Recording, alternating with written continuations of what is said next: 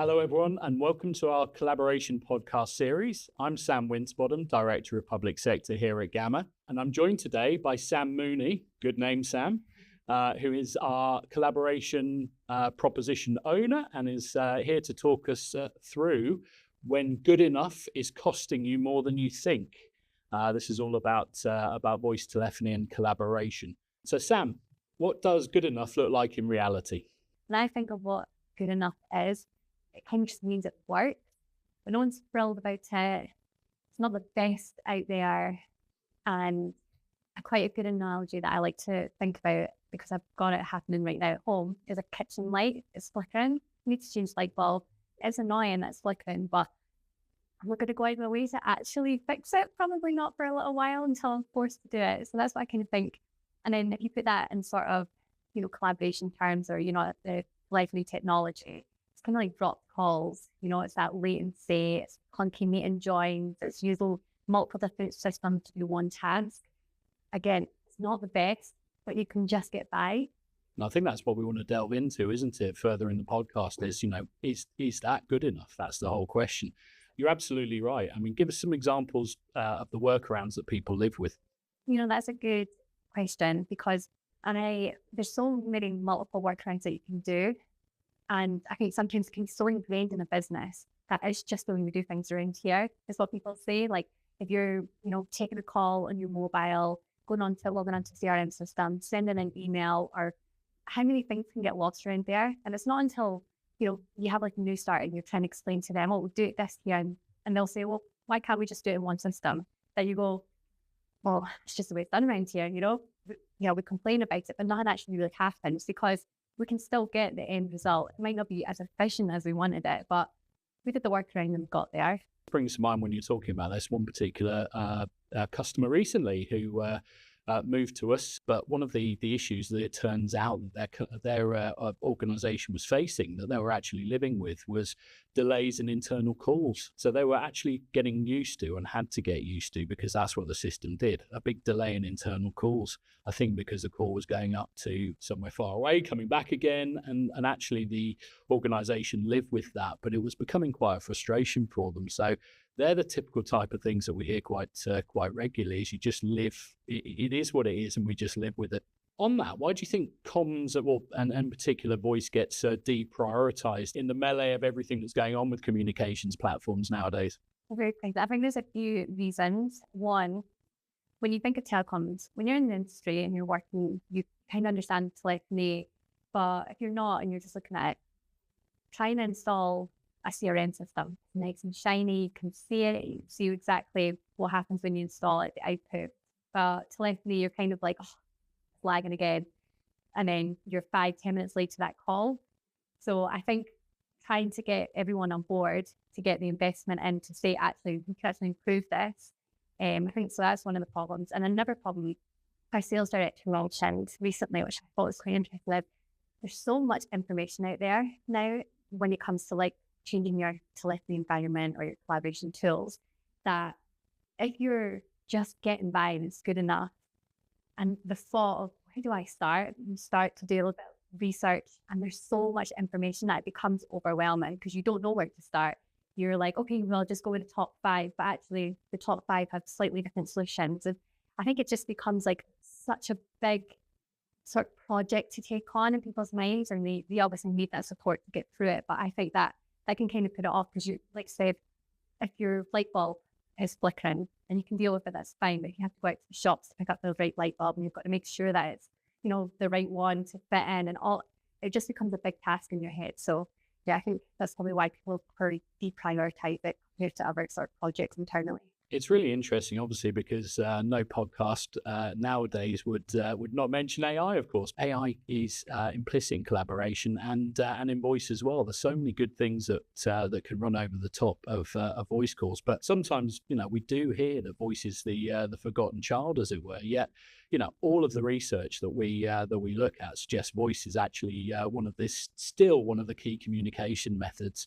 Depending on what the organization does, it's absolutely imperative that you're contactable via voice, and so not including that as a priority in some of the collaboration stack is a big risk. It seems to me. absolutely. And it just goes back to your point with that customer that had that latency. When you start to add a cost that what that latency is, how many customers call up and then put the phone down? Because if there's like even a 3-4 second delay, you're thinking, oh, haven't got through, try again. Or maybe I'll just give up and I won't try again. So yeah, when you start to put a cost, you then realize, oh, actually, this is really important that we do something. I actually think that's a really good point. The other thing that we often hear about is, if you take it from the employee's perspective as well, voice is provided within an organization to provide a service for their internal customers, as it were. And actually, if the tools aren't are quite clunky, and we hear this all the time, workers within organizations having to swivel chair across different platforms, collaboration tools not being ubiquitous, it being a different experience depending on all of these different collaboration tools that are being used. It actually is quite frustrating for some of these organizations or some of the users of the organizations. 100% agree. You've got hard workers who are passionate about what they do, they want to be quick, and then we're slowing them down or we're throwing them off because when they try and join a meeting, it's, latency, they can't even join the meeting, and it's to a customer.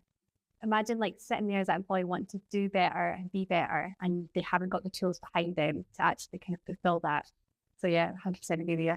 There's another one that always comes to mind as well, which is satisfying employees being able to work wherever, whether it's in the office, whether it's hybrid, or whether it's completely working from home. We have a mixture of those in all different types of organizations, don't we? And sometimes if the tools aren't there, collaboration is a mixed mash of different technologies, and voice is forgotten about within that. I tend to find or hear about some frustrations internally as well. Does that go along with what you hear as well? Yeah, no, absolutely. If you've got, like, nowadays, most kind of enterprises are global. We've got offices all around, and you still need that joined up partner feeling. And if you're using disparate systems, how are you supposed to feel connected to that person?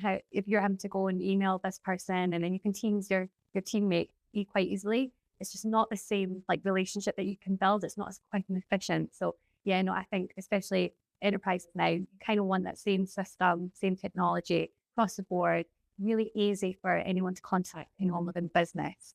No, absolutely. I mean, delving more into the sort of the cost of voice being good enough as it is, what do you typically see as some of the costs that maybe organizations don't consider or don't think about nowadays, and how we can overcome those? I think when it comes to a good enough system, it's almost like, and I hope I can say this, chef by 100 paper cuts. Yeah.